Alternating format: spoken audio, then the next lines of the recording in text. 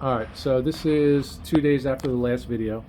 The armor seal went on really well. I did three coats and then like a real thin last coat, like with barely any of the product on it. I could say for the first time using it, it was awesome. It dried quickly. The finish, it really looks nice. It didn't yellow it or anything, and it was really easy to do. It didn't leave any streaks. It sanded great. And I think the finish is awesome. It's probably one of the best finishes I've done. I'll flip the table over so you can see it.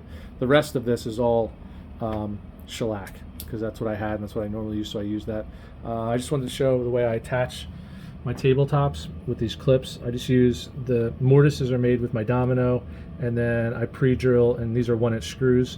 This tabletop is 8/4, so it's 2 inches thick. So I was able to use 1-inch screws to really give it some holding power, because it's a heavy table.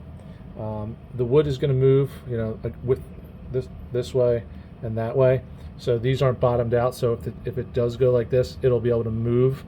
Because if you just if you attached it without any room for movement, you can have some seasonal major movement, and it could cause cracks or break. And I try to avoid that. So I've used these clips a lot, and they work. I wouldn't say it's the only way or the best way, but it's the way I've done it.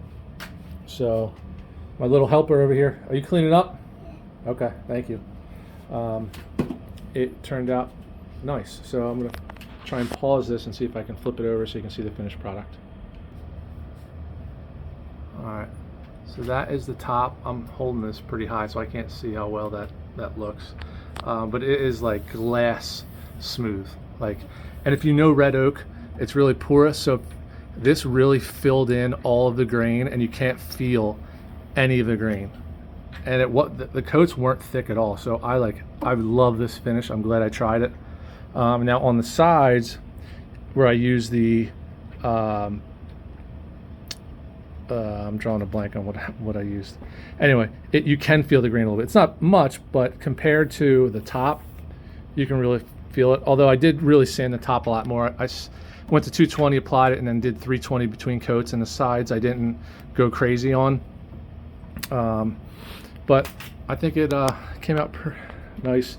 And the reason I built this like the way it is so it matches our other table. We built like a 10-foot day room table that we've had for a couple of years, and it's in that style. And to show you the difference, like building the table is easy. Milling the wood is what takes the time. Like this, see if I have a piece.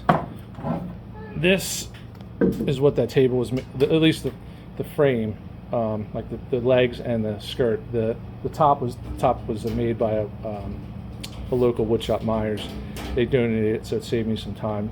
But this oak was saved from our shoring trailer. We used to do trench shoring at the firehouse, and it was sentimental because one of our former chiefs collected all this stuff over 30 years ago. So when we were getting rid of it, I saved a bunch. We've made some things out of it. So, you know, a lot of the projects that we make have some history. So that's the part that takes the time is the milling the lumber to get it to dimensional to where you can use it, right? What do you think, Dom? Yeah.